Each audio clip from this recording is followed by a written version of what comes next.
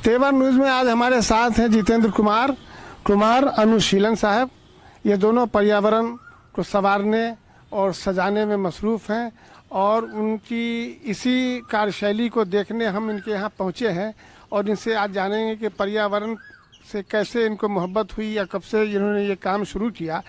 पर्यावरण के बारे में एक बार बताना चाहता हूँ कि ये तो हम सब जानते हैं कि पर्यावरण का हमारे जीवन में क्या महत्व है, लेकिन कोरोना काल में जो महत्व समझ में आया है वो बहुत सोचने लायक है और हमें सोचना चाहिए। खैर, इंटरव्यू का सिलसिला जारी करते हैं और सबसे पहले जितेंद्र कुमार से जानते हैं कि उन्हें ये प्रेरणा कहाँ से मिली। जी बहुत बहुत धन्यवाद। दरअसल बचपन से हम लोग जो कि गांव में बसे हैं, गांव में रहे हैं, मैं गर्व करता हूं अपने पिता पर।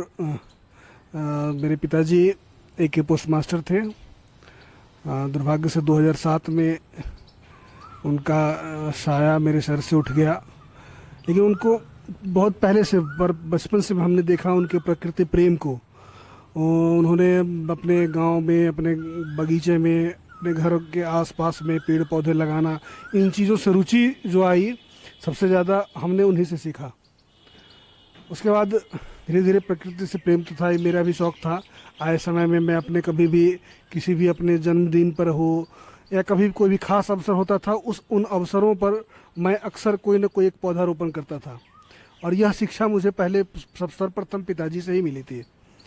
तो मेरी शादी के बाद भी मेरे बच्चे का जन्म हुआ, उस समय हमने पेड़ लगाया, हर जन्मदिन पर लगाया करता था अपने गाँव में भी। चाहूँगा राजेश कुमार सुमन है, हमारे समस्तीपुर जिला का ही एक है, जो रोसड़ा के रहने वाले हैं। वह व्यक्ति एक बड़े भाई के रूप में मुझे सम्मान देते हैं। किसी के जन्मदिन पे हो, किसी का विवाह वर्षगांठ हो, किसी की मृत्यु हो गई हो, तो उनकी याद में पौधा लगाना, उनके यहाँ जा कर के लगना, इस ढंग से वो एकदम मतलब कि एकदम समर्पित भाव से। हम लोग तो यदा कदा कभी करते थे, उनको मैंने देखा एकदम रूटीन वाइज और प्रतिदिन लगाना है पौधा, और वो पौधे वाले गुरुजी के नाम से प्रसिद्ध हुए। और एक ट्री मैन के रूप में जब उभर के आया तो हम लोग को दिली खुशी हुई। मैं देखा कि मेरे भाई एकदम नज़दीक का भाई है और उससे भी मैं इस बात से कहीं से भी इनकार नहीं कर सकता हूँ कि बहुत हद तक मेरा जीवन उस व्यक्ति, उस मेरे भाई राजेश कुमार सुमन से भी प्रभावित है। और उसको, उस अभियान को, सेल्फी विद ट्री एक अभियान था, उस अभियान को हम लोगों ने, चलो सेल्फी हो या ना हो, पेड़ लगने चाहिए, ये हम लोगों ने भी अपनी सोसाइटी में भी हमने ये बात कहा कि नहीं, किसी भी प्रकार से हो पेड़ लगने चाहिए। अब तक कितने पेड़ लगाए आप लोगों ने? सर अनुमान तो हम लोगों ने कभी काउंट नहीं किया है, लेकिन अनुमानतः लाख की संख्या तो पार कहीं कर ही चुका होगा, लाखों की संख्या में होंगी।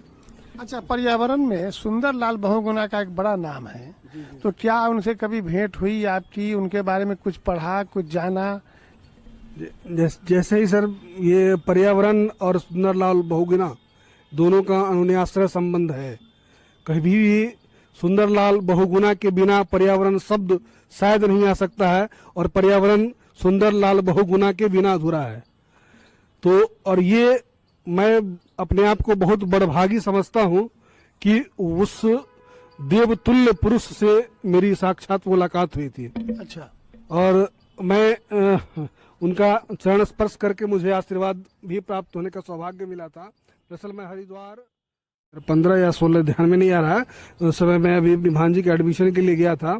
तो उसी बीच में मैं लगभग 10 दिन तक हरिद्वार, देहरादून वगैरह सब उस क्षेत्र में था, उत्तराखंड के क्षेत्र में। संयोग से हरिद्वार में एक जगह एक कार्यक्रम था, उसी में वो उनका आगमन हुआ था, और हम लोग तब तक इस पर्यावरण के प्रेम से ज़्यादा आबद्ध हो चुके थे। तो स्वाभाविक रूप से हमारा आकर्षण जो है, कहीं पंपलेट पे मैंने देखा कि सुंदरलाल बहुगुणा का कार्यक्रम है, तो मैं अपने आप को रोक नहीं पाया, मैं वहाँ गया और मुलाकात में पहले गार्ड से, फिर एक गार्ड हमको मिलवाया वहाँ के आयोजक मंडल के एक व्यक्ति से, और मैंने उनको अपने परिचय बताया कि सर मैं समस्तीपुर बिहार से आया हूँ और चूँकि मैं भी एक पर्यावरण प्रेमी हूँ और इस क्षेत्र में मैं थोड़ा बहुत काम कर लेता हूँ, अगर सर से मुझे आशीर्वाद मिल जाए तो मैं हाँ क्यों नहीं। तो उन्होंने ही जब कार्यक्रम समाप्त हुआ था तो वो बुलवा करके हमको मिलवाए थे। शुभंकर जी, हाँ शुभंकर जी उनका नाम था। क्या कुछ बात हुई उनसे? नहीं, बहुत ज़्यादा बातचीत नहीं हुई, बस इतना ही परिचय पूछा, उन्होंने परिचय दिया। और कहा बेटा अच्छा है, अच्छा कर रहे हैं, कीजिए, हमारा आशीर्वाद है, बस इतना ही कहा उन्होंने। आज हमारे साथ एक और मित्र हैं, कुमार अनुशीलन। इनका भी पर्यावरण से बड़ा प्रेम है और आज मैं इनके निवास स्थान पे हूँ और यहाँ चारों तरफ जो है रंग बिरंग के पौधे लगे हुए हैं, वो कैमरामैन दिखा भी सकते हैं उसको। इनसे जानना चाहते हैं कि ये इतना सारा काम, इतने सारे पौधे रंग बिरंग, अपना सारा काम करने के बावजूद इस काम को कैसे कर लेते हैं? सबसे पहले आपका और आपके पूरे टीम को बहुत बहुत धन्यवाद कि आप हमारे यहाँ आए और हमारे प्रांगण में ये पेड़ पौधा देखें। मेरे पिताजी इसके प्रेरणा स्रोत हैं। उन्होंने जब हम बच्चे थे उस समय से ही वो पेड़ लगाते आ रहे थे, तो हम उसी परंपरा को आगे बढ़ाए और पेशे से हम एक शिक्षक हैं, +2 टीचर तिरुत एकेडमी समस्तीपुर में। वहाँ भी मैंने बहुत सारे पेड़ पौधे लगाए और ये मेरा इनर सेटिस्फैक्शन है। मैं कोई दिखाने के लिए नहीं, हमको इससे मतलब लगाव है।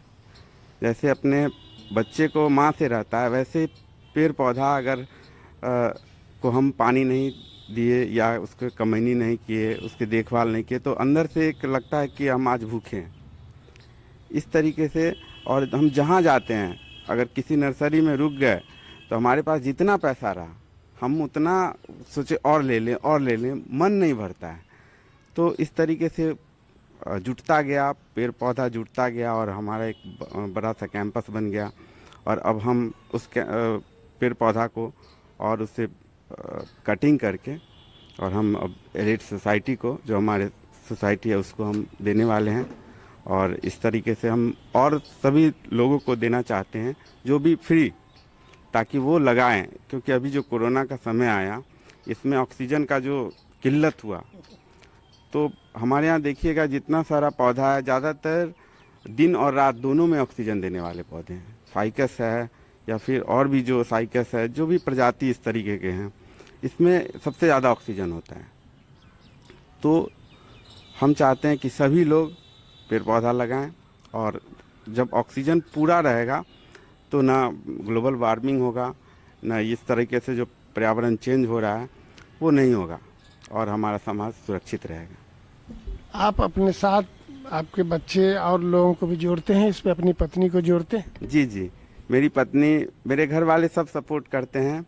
हमारे जो स्कूल के पहले प्रधानाध्यापिका थी, वो श्रीमती पद्मा मैडम, वो काफ़ी प्रकृति से लगी हुई थी और उन्होंने स्कूल में काफ़ी सारा पौधे लगवाए और वो भी मेरे लिए एक प्रेरणा के स्रोत हैं। क्योंकि वो, उनको हम जब देखते थे कि भर भर के पूरे गाड़ी में भर भर के वो लाती थी एक लेडीज होके, तब हमको लगता था कि नहीं, ये प्रकृति के प्रति प्रेम सिर्फ पुरुषों का नहीं है, महिलाएं भी इसमें हैं। और मेरी मम्मी, मेरी पत्नी, मेरे बच्चे सब इसमें लगे हुए रहते हैं और हमें हेल्प करते हैं।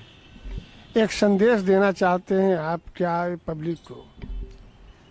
पब्लिक को मेरा यही संदेश रहेगा कि सभी लोग कम से कम जितने अपने घर में लोग हैं उसका 2 गुना पौधा लगावें घर के आसपास। कम अगर जगह नहीं है तो हम वो आइडिया बताएंगे कि कैसे आप इंडोर प्लांट लगा सकते हैं, घर में प्लांट लगा सकते हैं।